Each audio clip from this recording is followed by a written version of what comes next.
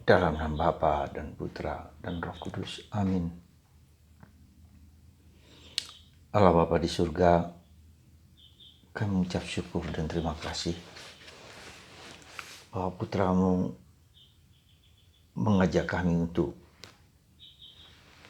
melihat apa yang paling esensi, apa yang paling mendasar, apa yang menjadi core inti kehidupan kami, yaitu kehidupan kekal. Bantu kami ya Bapa supaya apa yang kami lakukan, apa yang kami jalani mengarahkan kami kepada kehidupan kekal itu, yaitu mengenal Yesus dan mengenal Bapa berkat Roh Kudus. Terpujilah namamu kini dan sepanjang segala masa. Amin. Saudaraku yang terkasih dalam Kristus, sudah berapa lama kita menjadi Katolik? Mungkin kita dibaptis sejak bayi, tetapi apakah kita merasa ada pertumbuhan dalam penghayatan, dalam kesadaran kita tentang apa intinya dari perjalanan hidup kita? Apa yang menjadi kebenaran yang sejati? Yesus dalam bacaan Injil hari ini mengatakan bahwa supaya kamu mengenal yang mengutus aku, yaitu Bapa, dan mengenal Kristus yang diutus oleh Bapa ke dunia. Inilah salah satu indikasi bahwa kita mengenal Kristus dan mengenal Bapa. Kita mengenal Allah Tritunggal Maha Kudus dalam hidup kita. Dalam arti kita bukan hanya menjalankan kehidupan ini dengan kita membuat tanda salib dalam berbagai macam kesempatan, Bapa, Putra, dan Roh Kudus. Amin. Itu benar. Tetapi kita harus mencoba untuk melihat sekali lagi ada 3 gradasi dalam kehidupan rohani kita. Gradasi pertama adalah gradasi di mana secara lahiriah, secara eksternal, ritual, dan mungkin liturgikal juga. Kita menjalankan sebagaimana kita jalankan. Kita mengikuti aturan, mengikuti semua. Ya, ini lapisan yang paling dangkal di luar. Apakah kita dengan penuh kesadaran melakukan doa atau apa, itu bukan yang penting pertama. Jadi kita mendoakan rosario, novena, apapun juga secara verbal, secara lahiriah, secara rutin, secara ritual belaka. Tidak jelek, tetapi harus masuk dalam tahapan kedua, yaitu tahapan meditasi, tahapan berpikir, tahapan berimajinasi, menggunakan daya-daya kemampuan kita, tahapan intelektual, mengerti, memahami, menyelami, memasuki dalam dunia pikiran, memasuki dunia pikiran Tuhan. Dalam siapa Yesus itu, mengapa Yesus, maka kita harus belajar, harus membaca kitab suci, harus mengikuti seminar A, seminar B tentang ajaran gereja dan seterusnya. Ini semua adalah bagian meditatio, ya. Kita mencoba memasuki, menyelami, bukan hanya memasuki sesuatu dalam pikiran kita, tapi kita berusaha untuk memasuki dunia Yesus, ya. Tadi mungkin dengan kata-kata belaka, tetapi memasuki dunia meditatio, dunia Yesus, dunia Allah, dunia dengan daya-daya kemampuan, daya-daya kita. Kita memperkaya diri dengan pengetahuan, pemahaman. Ya.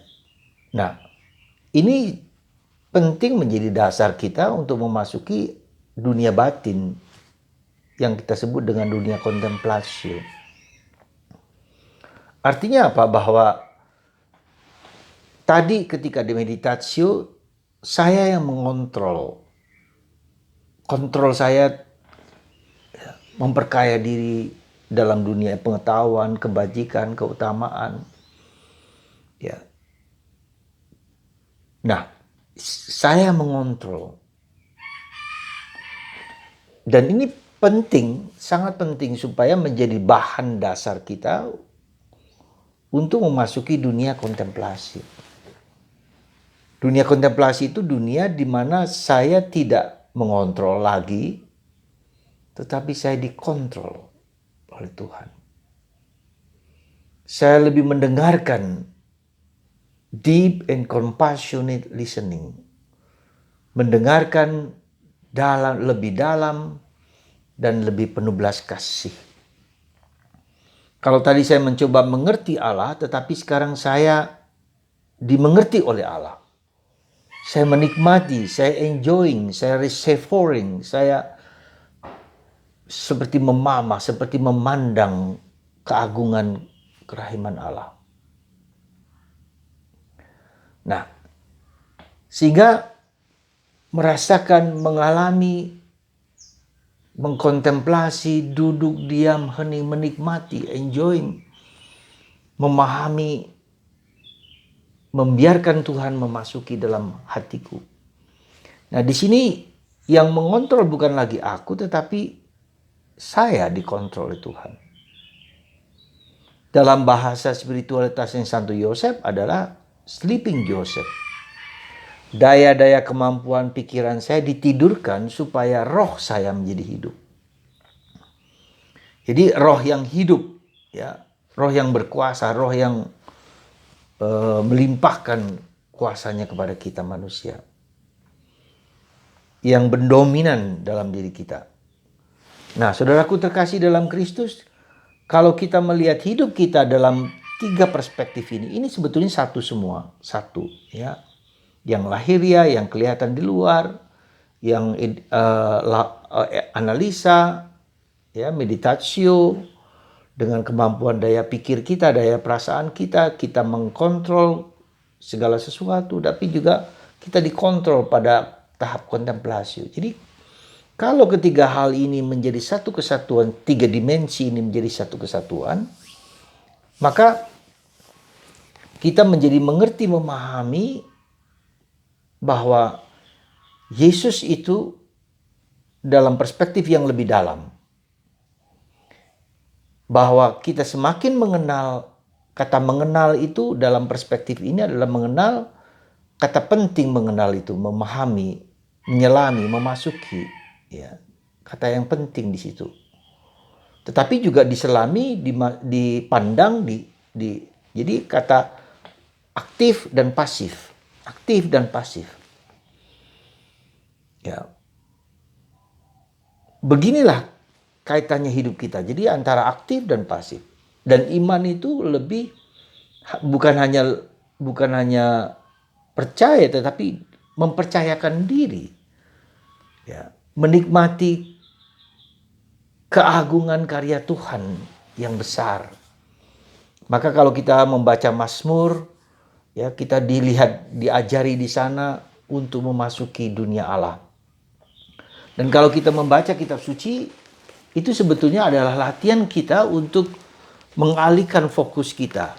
Ya, fokus kita bukan lagi saya yang mengomando, saya mendominir, saya mengontrol, tetapi saya dikontrol Tuhan. Saya mengizinkan Tuhan memasuki hidup saya. Ya. Dan inilah bagian dari proses untuk dikuasai oleh Tuhan. Dikuasai oleh Roh Kudus.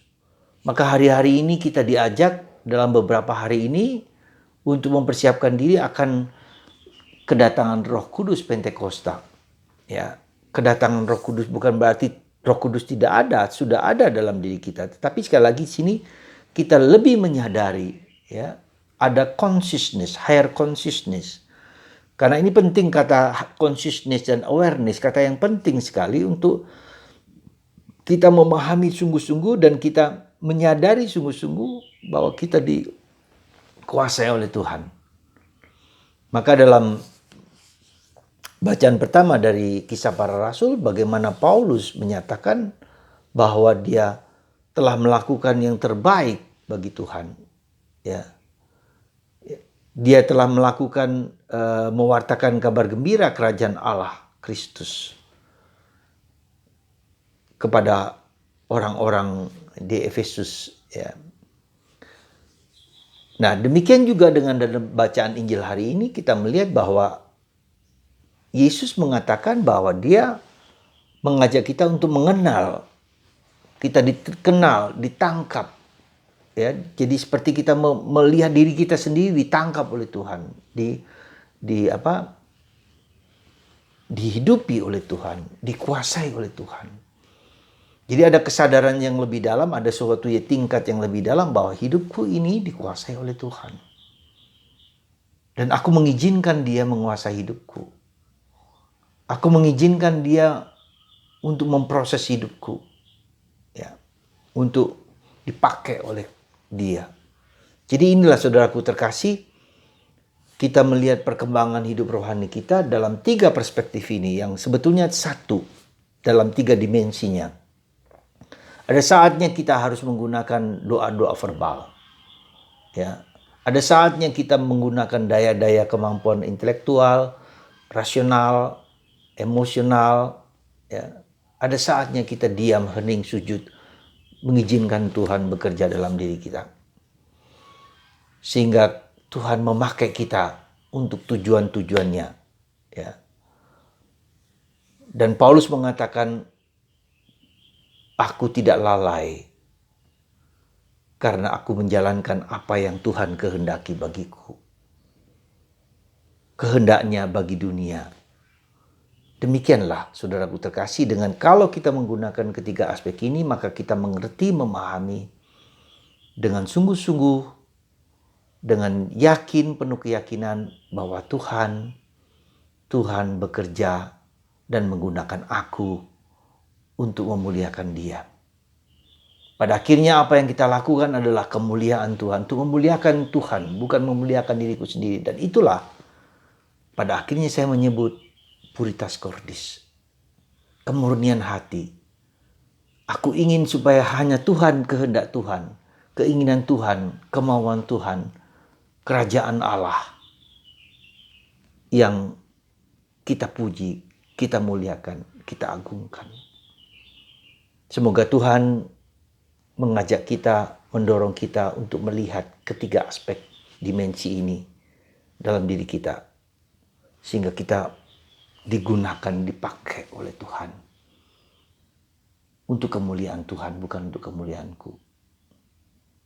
Semoga Anda dan saya dan kita semua memasuki misteri ini, misteri cinta kasih Allah ini, dengan Tuhan sendiri yang membentuk kita, menghidupi kita, dan Roh Kudus yang berkuasa atas kita. Tuhan memberkati Anda dan saya, dan kita semua dengan rahmat kasih-Nya yang melimpah, dalam nama Bapa dan Putra dan Roh Kudus. Amin.